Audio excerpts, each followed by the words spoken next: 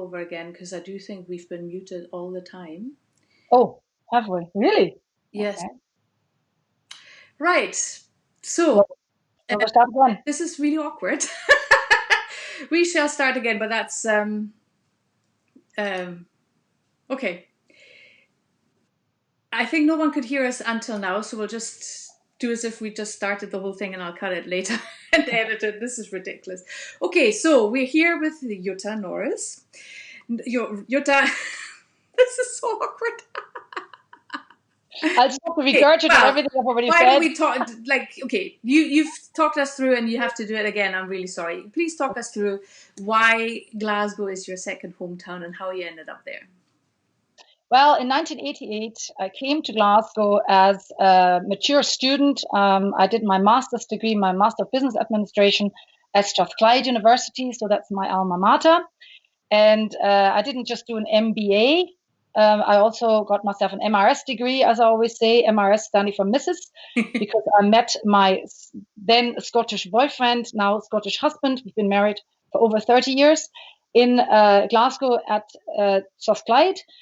I was very lucky because there was 80 men and 8 women on this course, so I definitely had my pick. Pick the best one, needless to say, but there was lots of other lovely gentlemen on that course, and quite a lot of them traveled to Germany for our wedding, I have to say. So then we lived in Germany for a few years because Douglas wanted to learn German.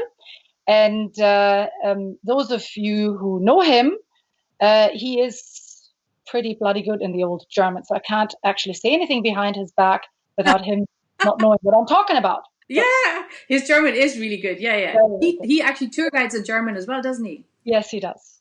He does mainly walking tours in the Highlands. Well, not at the moment, obviously, but that's hopefully what he will be doing again next year. Yeah.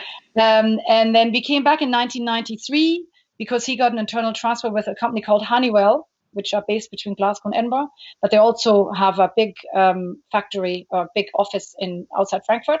So he got a transfer to Newhouse, and I was expecting our twins, who are now 26. And so we came back in the late 1993, and then we lived in the West End for a little while and moved to Bearsden in 1995. Yeah. So I've been here for 25 years in this very house. Yeah. So, and I asked you if you had to put Glasgow into one sentence, what would it be? And you said something really nice. You have to say it again. Please say it again. Glasgow, I love Glasgow's people. People is what makes the city. They're incredibly open-minded. They're great fun. Glasgow is also a fabulous city when it comes to arts and music.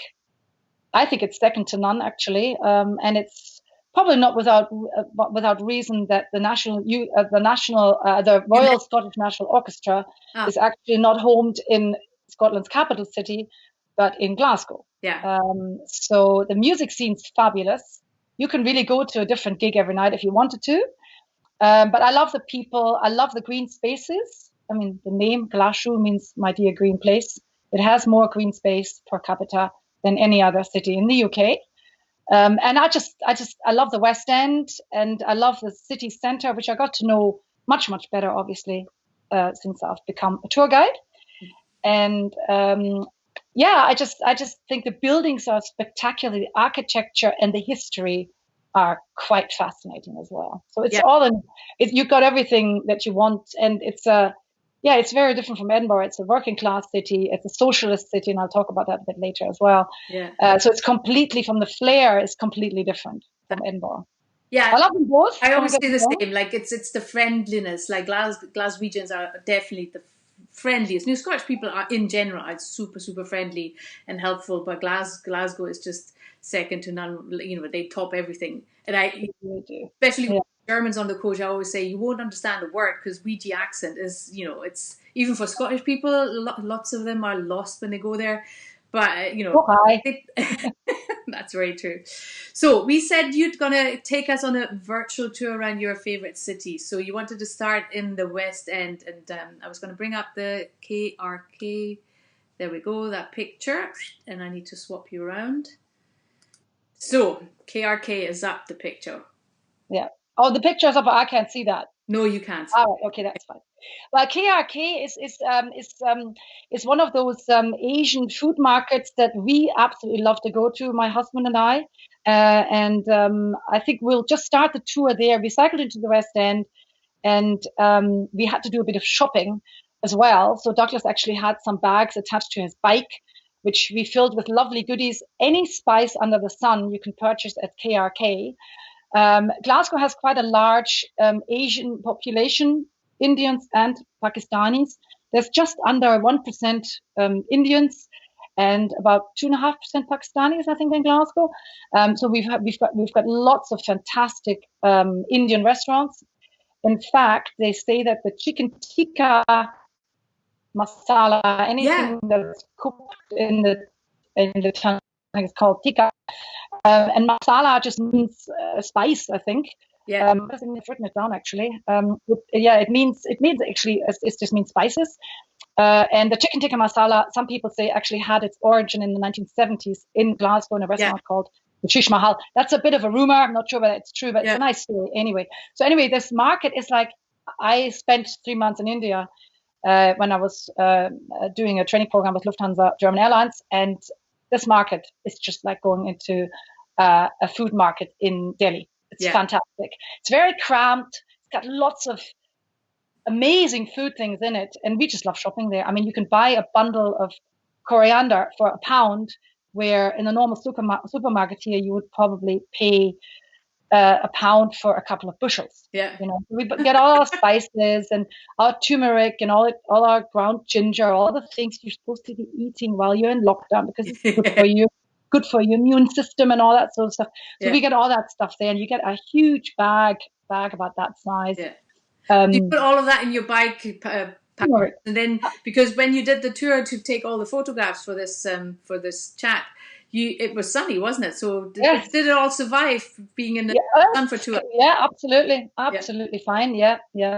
So I just love this shop, and we go into it regularly. We either cycle or we take a car. Or sometimes we walk. It depends, but it's a great shop. We used to live in the West End, so that was much more local. And what's interesting else, also, a lot of the third generation Indians and Pakistanis, they would actually refer to themselves as being Scottish. Oh, yeah. As well as obviously having Indian heritage, but they're quite happy to say, I'm actually a Scots. And when you speak to them and you don't look at them, you don't know they're Indian. No. They have such strong accents. It's brilliant. The best Ouija accents ever. That's totally true. So where do you take your guests next? So we're cycling along Woodlands Road, and we're crossing over at Charing Cross. We actually cross over the motorway M8, which connects Glasgow with Edinburgh. So we're crossing over that, and then we're heading along Sauchiehall Street, and we are having the next stop at the Glasgow Film Theatre, the GFT. Yeah. Where's that?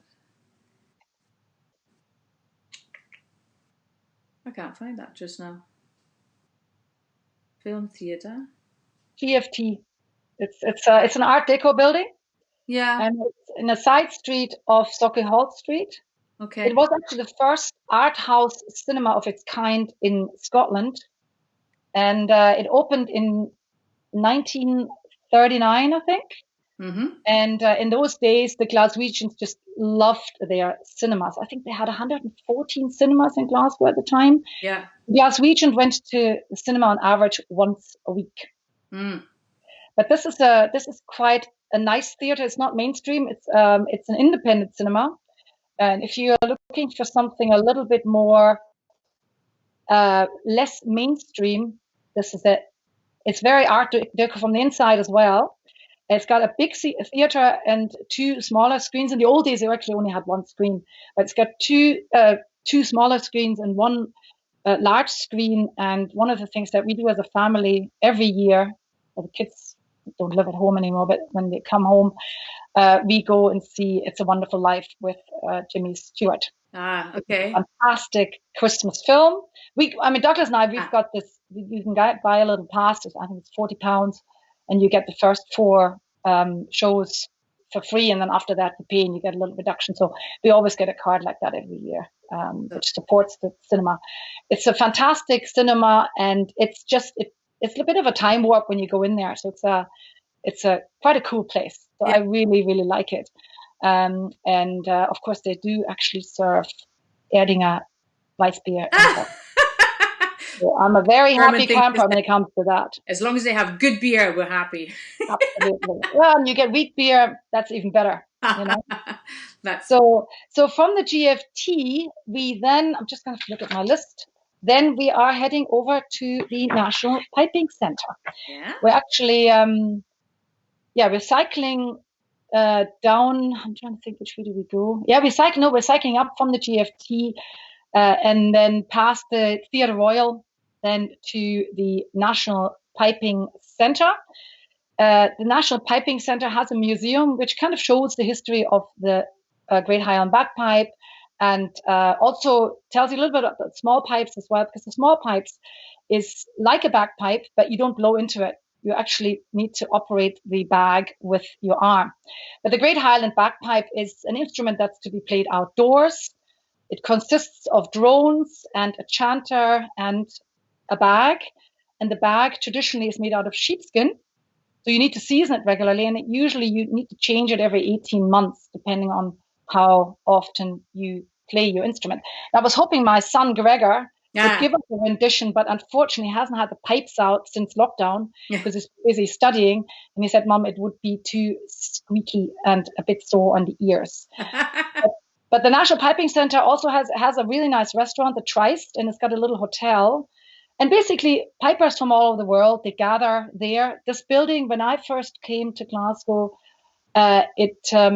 it was derelict. They've only just done this up recently. Mm-hmm. It's got a beautiful auditorium at the top with a beautiful cupola, which we used as a venue for the twins' 18th birthday. We had a Ceilidh band, of course. I'm not talking about Ceilidh today, but that's a traditional Scottish dancing music. But the Great Highland Bagpipe, I always say to my visitors, it's really sore on the ear if someone can't play the pipes. Yeah. But if somebody is a good piper, there's really nothing quite like it. And of course, we've got the World Pipe Band Championships, which I think for the first time this year are being cancelled because of Corona. But that happens every August on Glasgow Green, and it's spectacular. But coming back to the Youth Pipe Band real quick, the National Youth Pipe Band is for all best pipers in the land.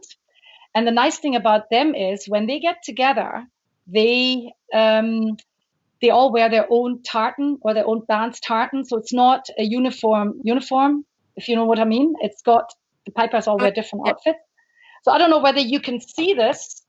This is, there was an article in the Piping Today in 2016 about my son Gregor. I'm going to hold this up. I don't know if you can see this. Yeah, Gregor Norris.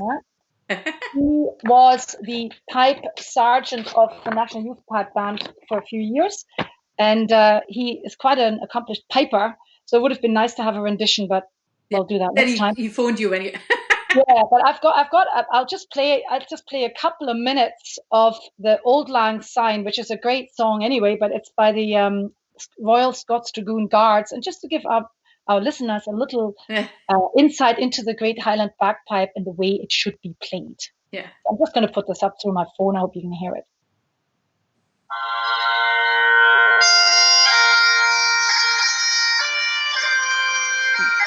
Yeah, you can hear it.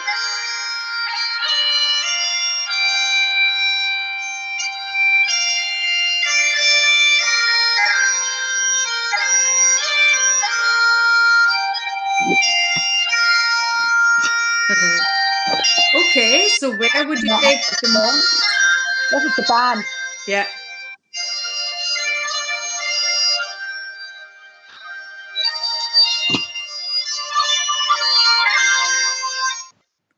So that was just a little taster of the Great Highland Bagpipe, and obviously other instruments come in, and it's just a wonderful instrument. I love it, but it's a bit like a banana. You either hate it or you love it, I think. And I really love the bagpipes.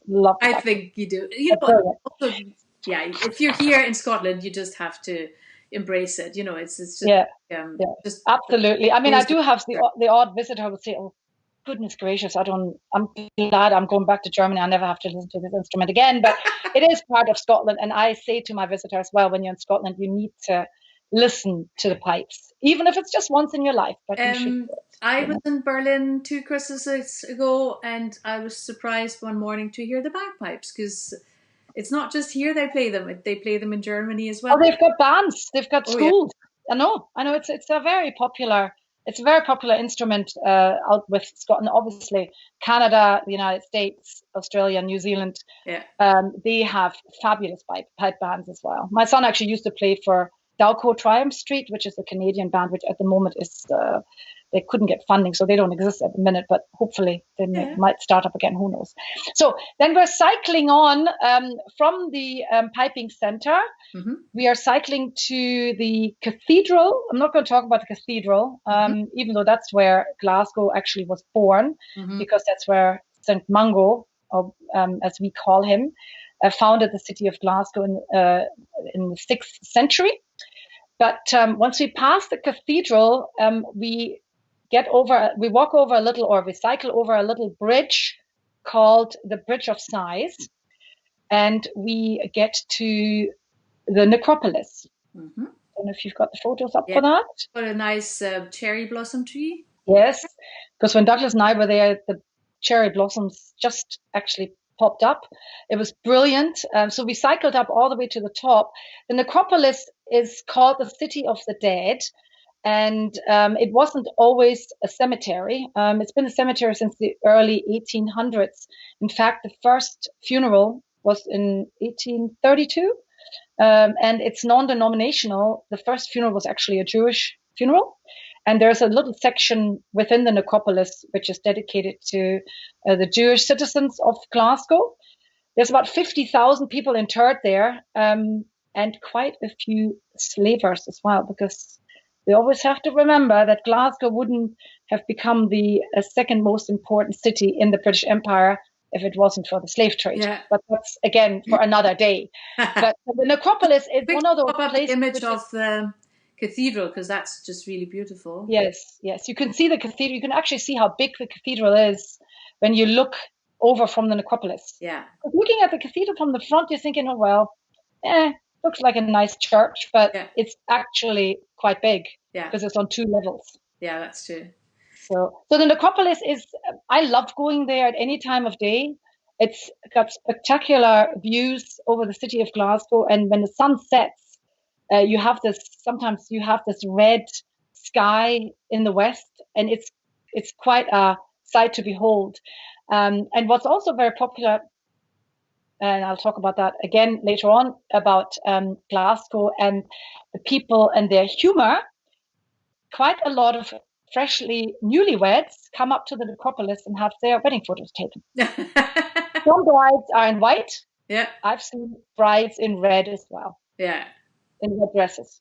Yeah. So that just tells you a little bit about the people of Glasgow. They don't really care. And the necropolis is as good as any backdrop to wedding photographs. That's true, yeah. I always say the necropolis is kind of like the who's who of Glasgow's dead, isn't it? You know, it's like it's a town with all the big names being interred there. I just dropped my mouse. Okay, so where do you want to take them next? So from the necropolis, I'm just looking. From the necropolis, we are cycling down, and we pass the tennis, which again is a topic for another day. That's where it's the equivalent of the McEwan Brewery in Edinburgh. It's the biggest brewery in Glasgow. Yeah. And most pubs serve tenants in their bars. And so we're cycling along Duke Street and head down High Street. And we get to Glasgow Cross. And at Glasgow Cross, we take a right and we pass the Panopticon. Mm-hmm. So if you want to put that up. Mm-hmm. Yep. Now, if you look closely, I don't know, can you zoom in or not? No. Okay. Well, people will have to keep their eyes peeled, because if you look carefully, the music hall is actually on the level above the street level. It's not on street level. There's a great sweet shop, by the way, underneath the Panopticon. The Panopticon has actually been called the Panopticon since 1906, but it's been in existence since 1857, and it is still to this day the oldest music hall in the world. And you have to remember, in the mid 1800s, Glasgow was a busy industrial city. This is the Victorian era. Glasgow is the second most important city in the British Empire. But in this part of Glasgow, people were crowded into small tenement flats, lived in filth. Life was not much fun. And when this panopticon, when this music hall opened, it gave them a chance to escape. Yeah. And up to 1,500 people were able to crowd into this music hall, and they had dance shows, music shows, freak shows, and this is also the birthplace of a comedian that we know as Stan Laurel. In Germany, we call them dick und doof, which is fat and stupid. And obviously, stupid or doof is Stan Laurel, who in fact actually was quite a brainy man. Yes. And he had his first ever appearance on the stage of the Panopticon, and his dad was the manager. Yeah. And he didn't want him to become a comedian. And Stan was adamant he was going to do this. So he got on the stage, told some jokes. No one was laughing. And then he spotted his father in the audience, and he got such a fright. He tripped and fell off the stage, and that's how the slapstick was born. And people were in fits of laughter because he stumbled off the stage. And that's when he thought, okay, well, if I can't be a comedian, I'll do slapstick. Yeah. And the rest is history, as we know. Became very famous. Yeah. So he's actually, you can see him in the window. If you look closely, he's actually on the second floor looking down on Argyle Street. Oh, okay. So that's the Panopticon. And it's open to the public Tuesday to Sunday between 12 and 5. It doesn't cost any money to go in there. You need to enter it from the side. Actually, there's a little side alleyway that you can walk up to. Mm-hmm. And they don't charge entry, but of course, donations are always welcome. Yeah. So for 60 years, this building was actually derelict. In 1997, a lady called Judith Bowler decided to breathe life into it, and lots of donations have been made since then, and you can still see shows there today. Yeah, so that's brilliant. It's a real icon of Glasgow's East End, really. Cool. So where are you taking us next? So from there, we are cycling along Argyle Street towards the city centre, and we're taking a right on to Queen Street. I think it's Queen Street. And as we cycle along Queen Street on the left-hand side, we pass the Goma, which is the Gallery of Modern Art, which I'm not going to talk about, but I'm going to talk about the statue that stands right in front of the Goma, which is our famous Duke of Wellington. Yeah. Now, this statue was put up in 1844. The artist, I think, was Carlo Muscatetti or something like that, who designed the statue in honor of the first Duke of Wellington, a guy called, I think it's Arthur Wellesley. Mm-hmm. He defeated Napoleon in the Battle of Waterloo in 1815. Mm-hmm. And of course, the statue stood there for well over 130 years until somebody decided, again, Glasgow humor, to put a traffic cone on the Duke's head. Glasgow City Council was not happy, kept on removing this traffic cone, but of course it was put up again. And this went on for quite a while, and then people realized, actually, our Duke of Wellington is allowed to wear a traffic cone. And in fact, 2011, the Lonely Planet mentioned this monument as one of the 10 most obscure monuments in the world. Yeah. And if there's a football match, he might have a Rangers scarf, he might have a Celtic scarf, he will always have a cone. Sometimes Copenhagen, the horse, also has a cone.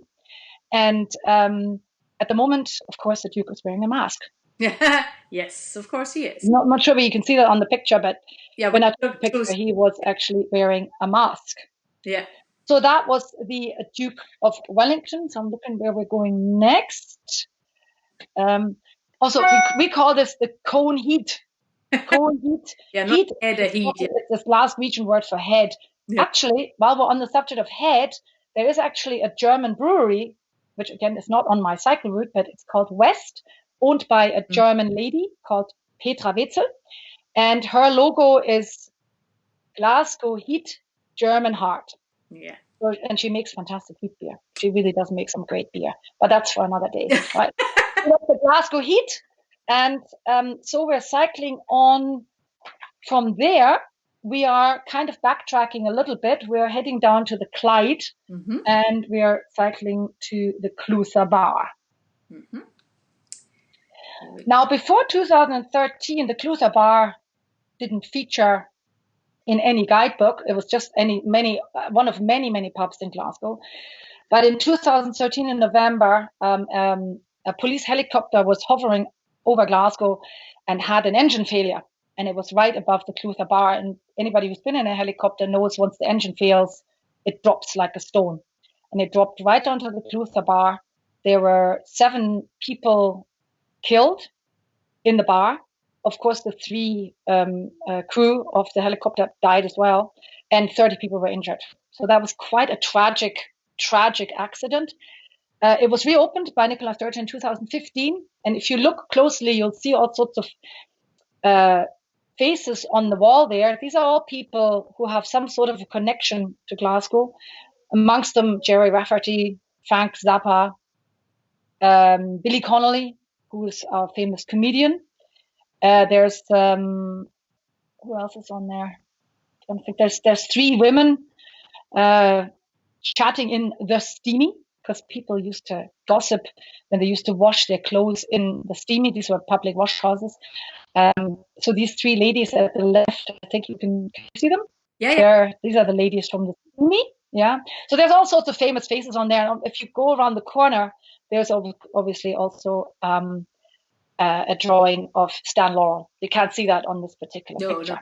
And you can see Macintosh. So from there, you can see Charles Rennie Mackintosh, of course, who, interestingly enough, is not buried on the necropolis. He's actually buried in London. Yeah.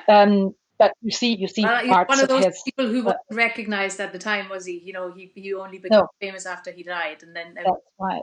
And you can see the famous red Mackintosh rose. Yes, there's actually a fantastic section in the Calvin Grove Art Galleries dedicated just to him. Yeah, and also, I always say, Glaswegians always make the best out of a bad situation. It used to be a proper pub. Now it's a beer garden and a pub. So wherever the roof was gone, they just made it into a beer garden. Yes, exactly. The Glaswegian way of life. Well, okay.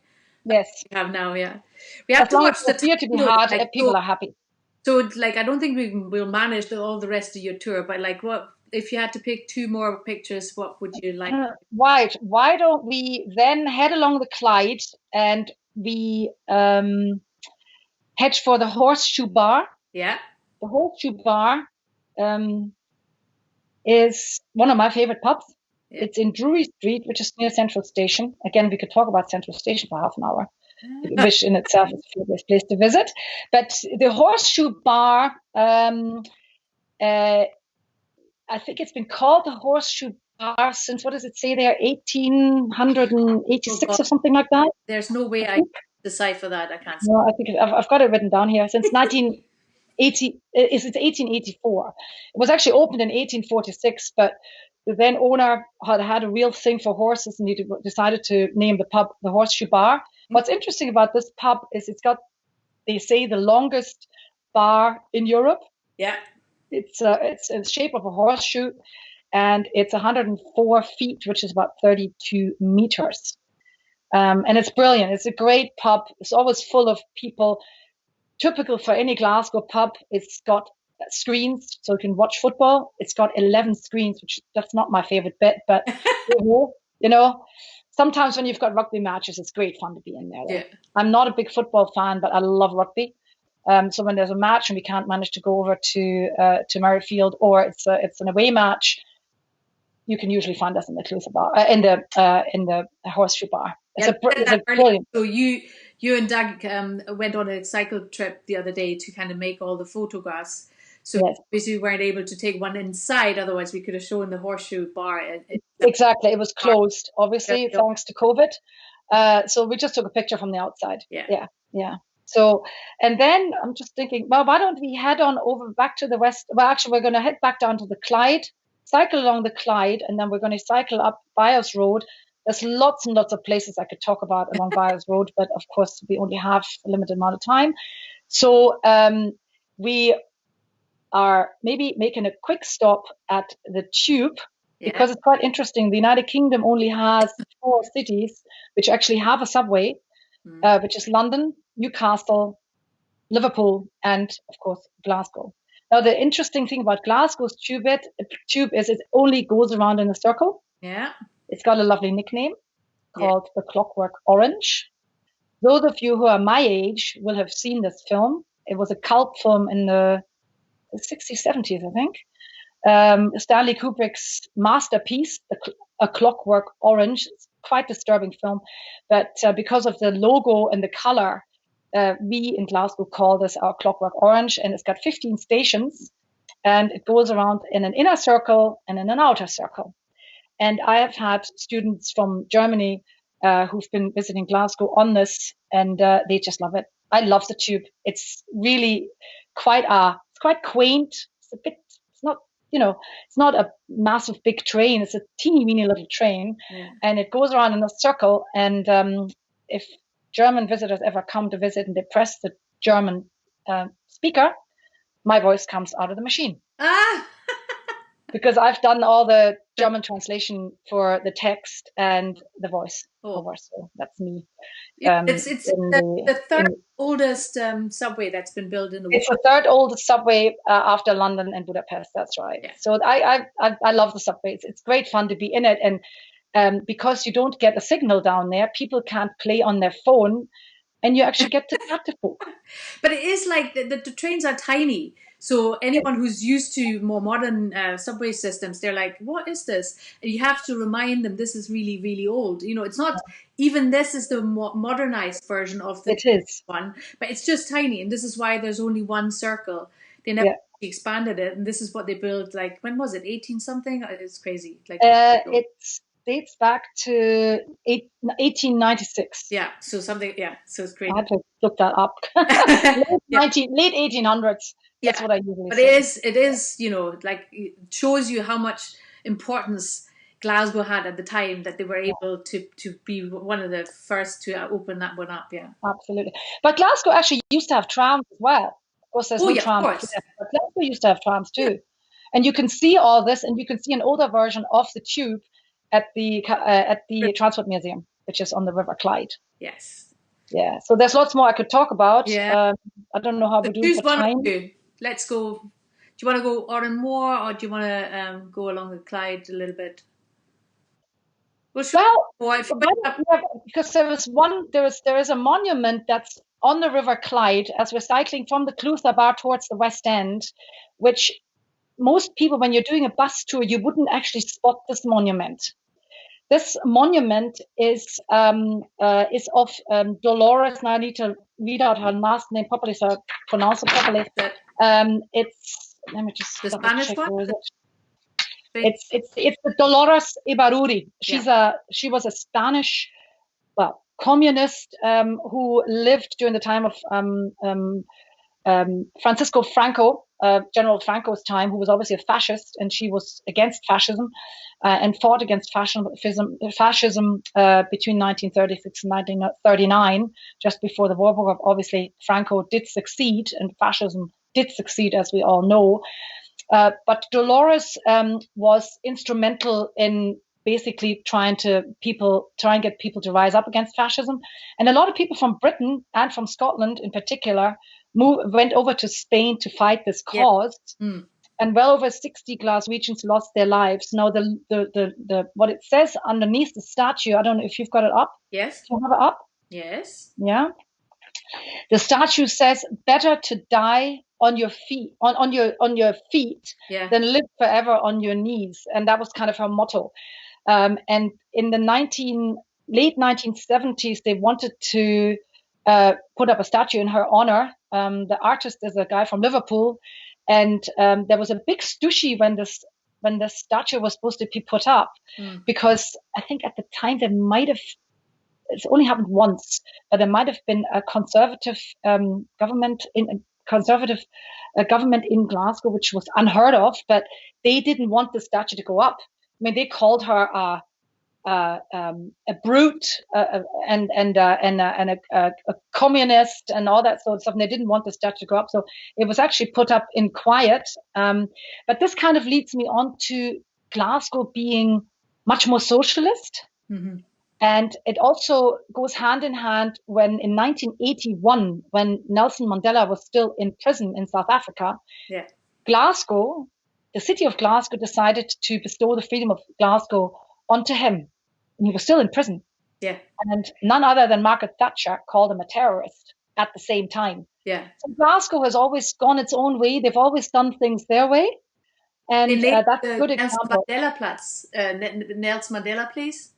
Yeah, I think it was called St. George's Place before that. Yeah. And it's now called Nelson Mandela Place. Yeah. Because St. George's Town, the church is right there as well. And there's actually a lovely bust of Nelson Mandela in the city chambers. Yeah, and the embassy was on the address. Yes. So they had to have his name in the address when they were actually still, having him in prison. Yeah. And they weren't happy about it. No. Well, yes, but like this is typical for Glasgow, isn't it? It's that their way of saying, stop, don't do this. Glasgow sense of humor. We have more fun at a funeral than you lot over there in Edinburgh have at a wedding. Sorry, no offense.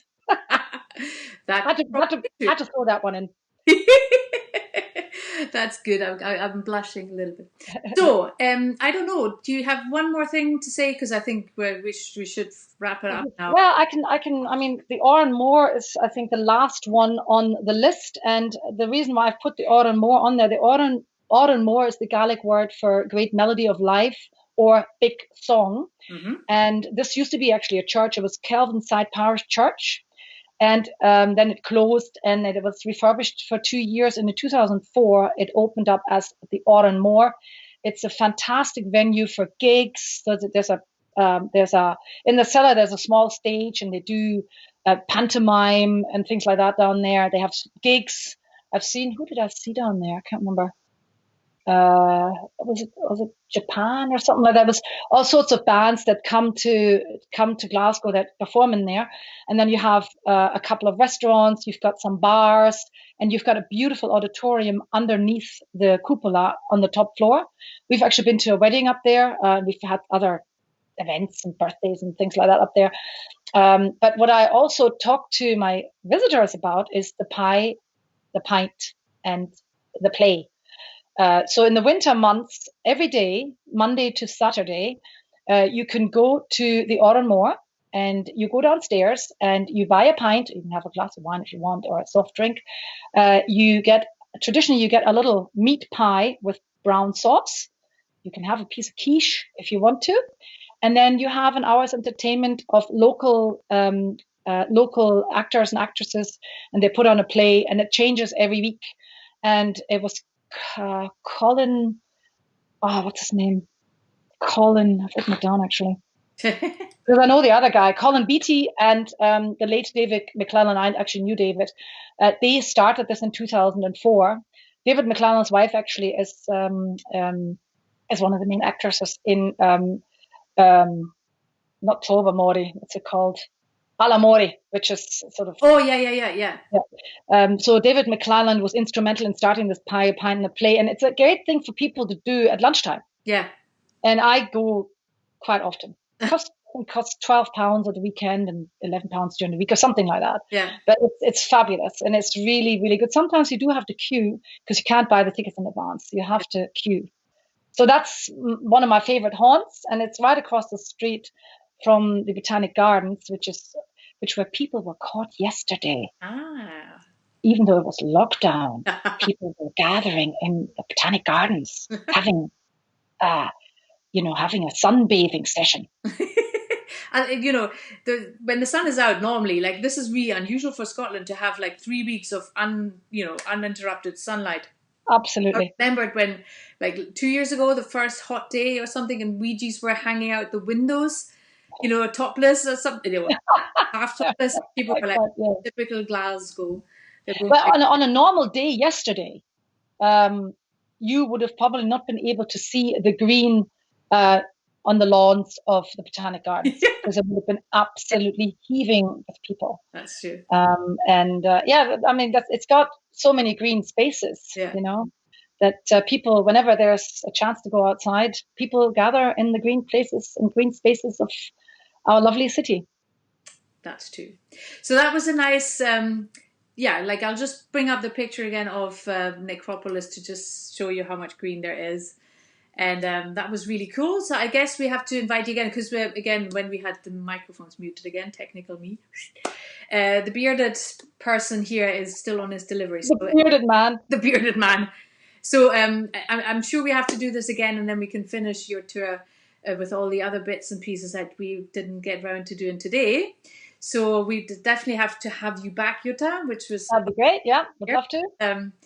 Next week, we're going to have Lisa, who is also a Glaswegian at heart, but she's going to, do a motorcycle angle and maybe touch on a couple of things that she finds special about Glasgow. That's going to be next Thursday at 3 p.m. And, thanks for that, Jutta. I hope you have a great time. And I'm heading into the garden now. It's a lovely day. I'm heading into the garden. Up you go. Okay. And stay safe. Yes. Stay safe. Bye-bye. Bye. Bye-bye.